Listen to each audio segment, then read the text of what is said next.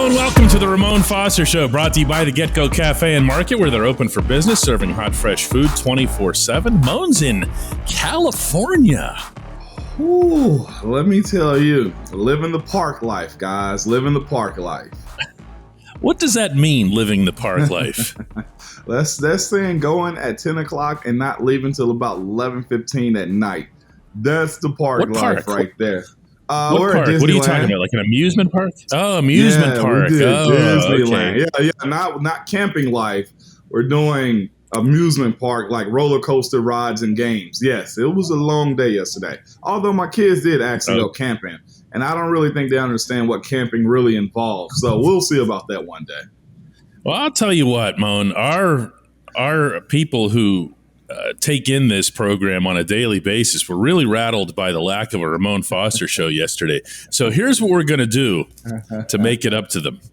What? Mitchell Johnson sent this into the YouTube channel where he said, I would love for the next episode to be about how Diontae Johnson isn't just the most undervalued and underappreciated player for the Steelers, but how he might also be the most undervalued wide receiver in the NFL. CBS Top 100 Players has him at 70th, which is above DeAndre freaking Hopkins, A.J. Brown, Mike Evans, and Minkah Fitzpatrick. I can't wait to see him be able to utilize his full route tree instead of all the dink and dunk he had to do last season. So what Mitch is saying here is this is what the show has to be about. And I guess it's just Mitch's show. Like, even beyond the Hey Mon segment, Mitch has just hijacked the opening to this particular program. What say you, Mon? Is he underappreciated or overvalued or what? I go back and forth on him. Man, it could be. I think it's a fine line between both. Can I agree that he, doesn't get as much fanfare as some of the other guys? Yeah, but he has gotten some too. I think it's been, honestly, the lack of just extended playoff rides that Pittsburgh has had. I think you also have the idea, Chase Claypool has been there. Last year, as far as his value goes, a lot of it went towards the running game where they were just trying to give Najee the ball. A lot of it was, of course, the short passes that were thrown his way. His ability to get guys to move off the spot in his route to free himself up, I don't think is valued enough. I think when you look at his talent, when you look at his tape on a slow reel, meaning that you have the ability to sit back and just kind of watch him do work, you'll see a guy that can be very, very, very dynamic. But it did get kind of shadowed a little bit by the fact that the offense was a little stagnant. I agree with him that if this offense does have the ability to pick it up, and I'll say the name, well, I won't say the name that gets you ticking a little bit, DK, MC. I'll just use his initials, but it's going to be on him to kind of explore it a little bit. The job that has to be done by this offense this year, I think we outlined that last week, man. And even I got a little heated about it as far as is a lot of young talent on this team. From the tight ends to the running back to the wide receivers, and I'd even go as far as his offensive line. Those guys are mostly in year 4, 5, and 6, except for Dan Moore, man. So having Diontae be the forefront.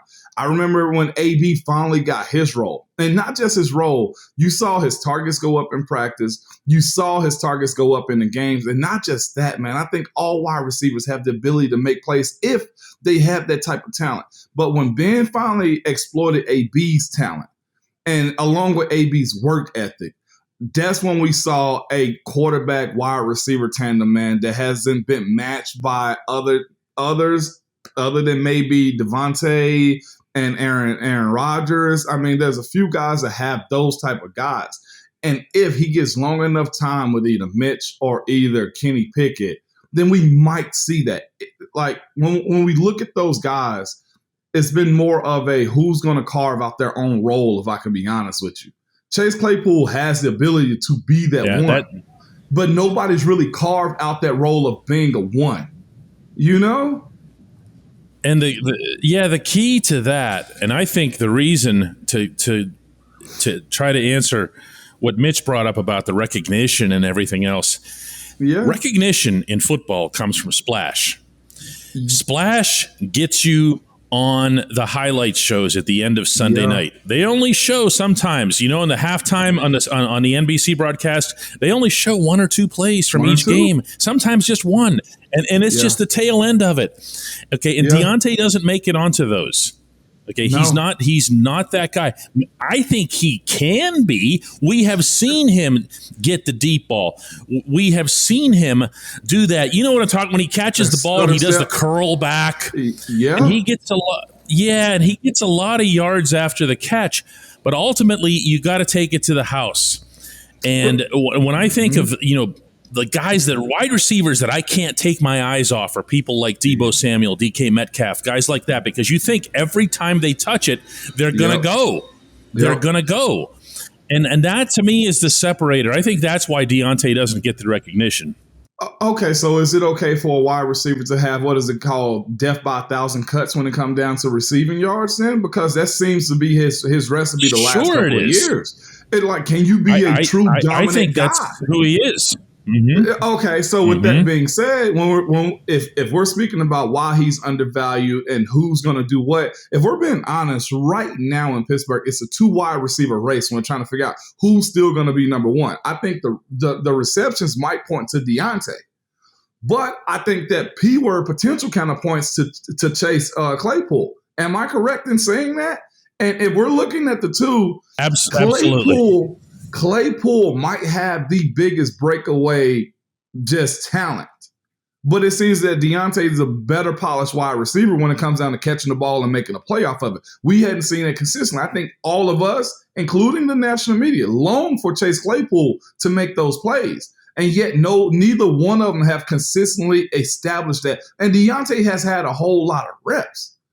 But to your point, where's the highlight? We remember distinctly seeing AB catch a slant and going all the way.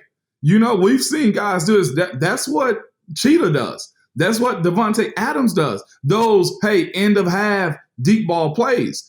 If we're going to charge MC to make that happen, then I don't know if we're going to get that because he's still grooming a new quarterback in the system.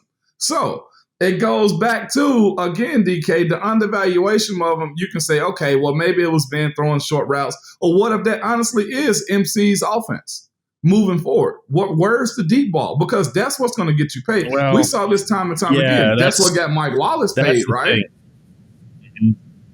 Yeah. Well, yeah, the one-trick pony, right? And one more real quick. I'll say this. Terry McLaurin in Washington. That's what he does. Mm-hmm. Yeah, no question. And what you need to get, I think, out of Diontae is more frequent splash, even more consistency. But by that, I mean through the season, not falling off the way he has the last 2 years. But the one thing you can't take away from him, listen, anybody can do all the rankings and everything else. Math is math. He was the 10th leading wide receiver in the NFL last season. He was 8th when it came to yards after the catch. The numbers do not lie. When we come back, more football.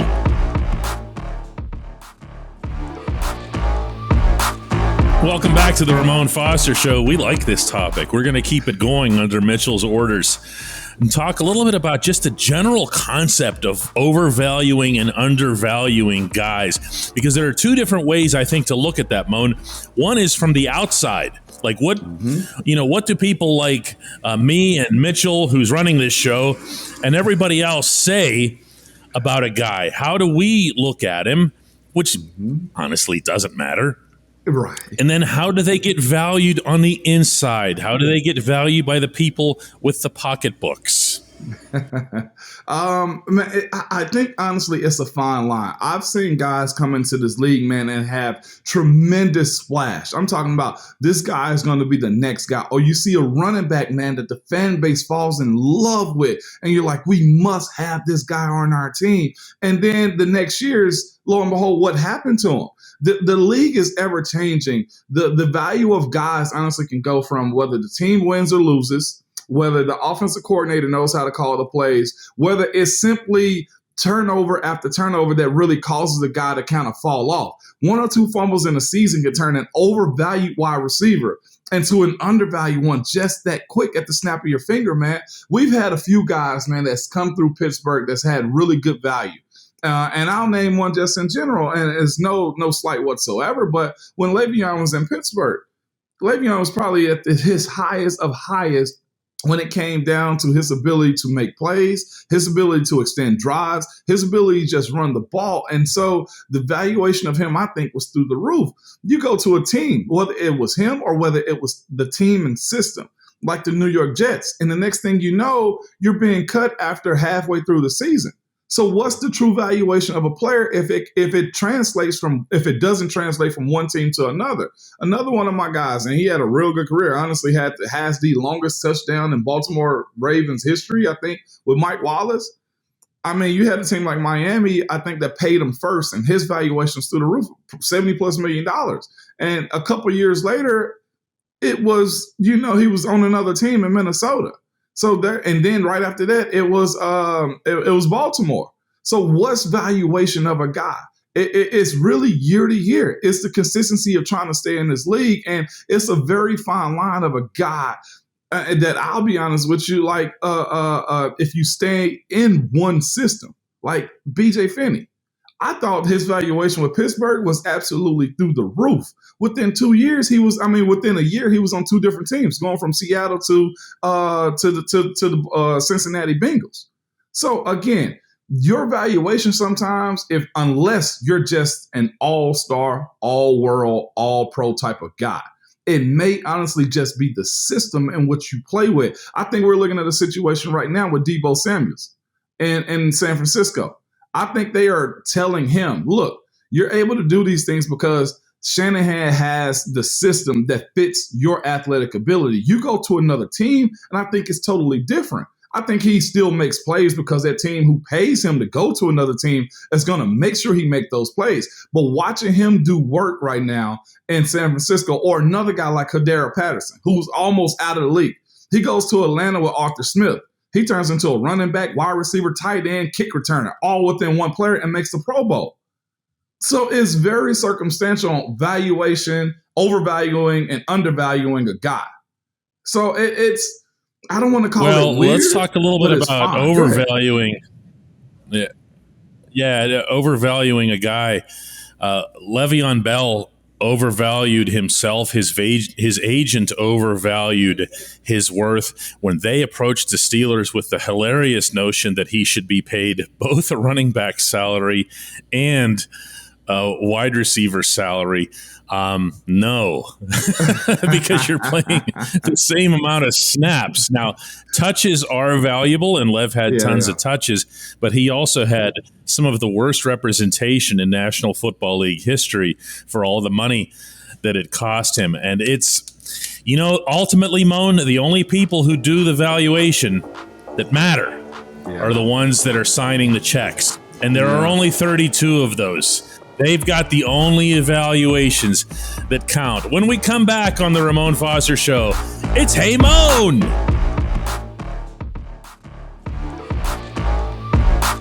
Welcome back to the Ramon Foster Show. It's time for the Hey Mon segment. You can tell how much fun we have here. Today's comes from Preacher Rob, and he says, Hey Mon! I recently read an article about NFL rookie meals and the cost, and I'm curious if you have any stories about this or had to pay for the meal yourself. Thanks for all the hard work you guys put into this show. I'm gonna before you can tackle that one, and buying you a second here to think of something.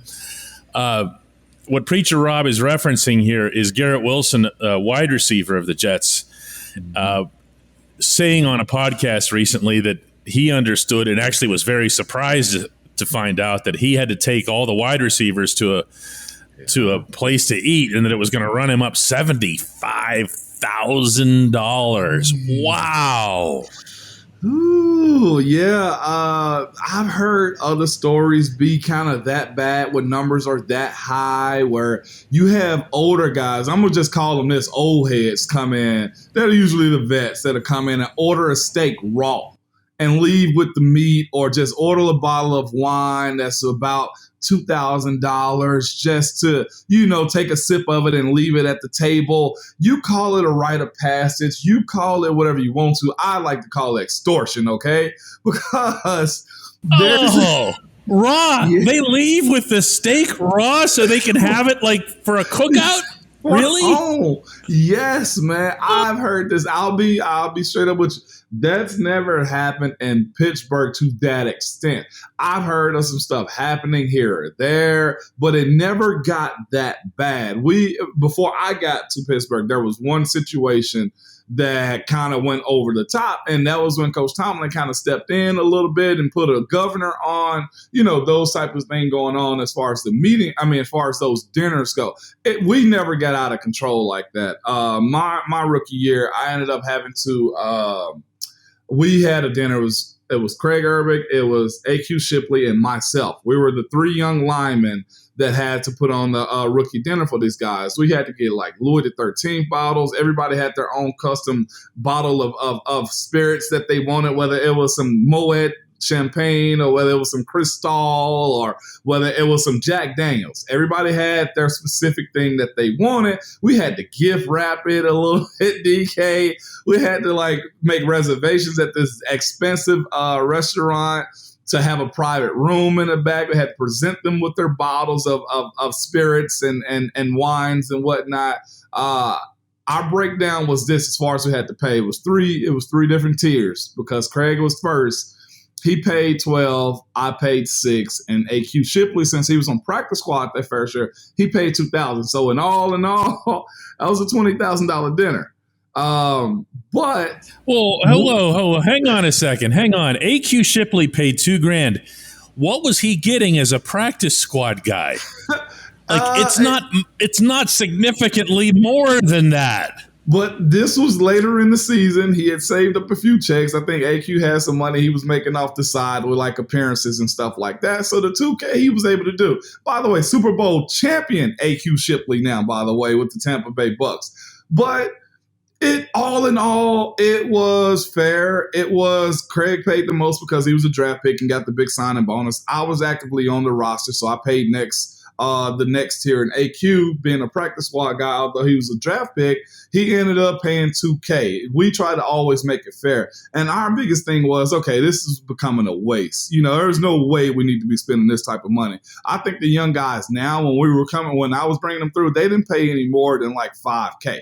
I've heard of guys just doing an insane amount, like having to take the older guys out of town, having to foot the bill. Those types of things didn't happen in Pittsburgh to where it just got out of hand. Coach Tomlin really did I'm talking about a really good job of making older guys, including myself, understand, look, these guys are trying to survive in this league. You can't be making these dudes go pay this type of money for stuff that's going to be flushed down the toilet. Why don't we even do something like that? So if they're doing it with the Jets, I can understand it. I've heard it happening at other places where they got to, charter a private flight to Miami and pay for the rookie trip. If you're paying anything over $20,000 for a deal, for a dinner, for a group, I think that's a little bit above and beyond. But everybody has their own rite of passage.